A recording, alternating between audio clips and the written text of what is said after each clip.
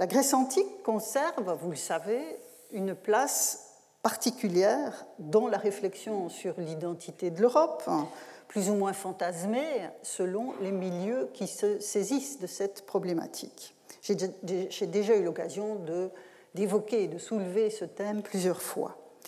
Conçue comme le creuset de la rationalité occidentale, la Grèce semble résonner en nous, et pas seulement dans l'usage d'un vocabulaire hérité.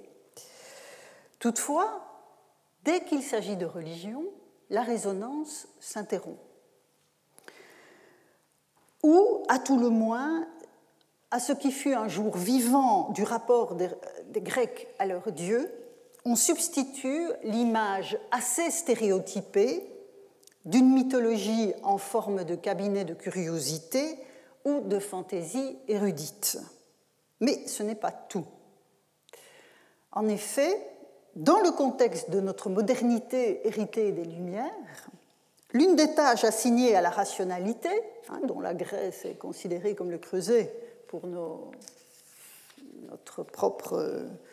notre propre passé, donc l'une des tâches assignées à cette rationalité, de façon plus ou moins explicite selon les contextes, est de pourfendre l'irrationalité de toute religion et de rendre à l'homme la pleine maîtrise de son destin. Et c'est ce que les Grecs sont censés avoir fait entre Homère et Aristote. Il n'empêche que la vitalité de la relation des Grecs à leur Dieu est documentée pendant des siècles, jusqu'en plein Empire romain.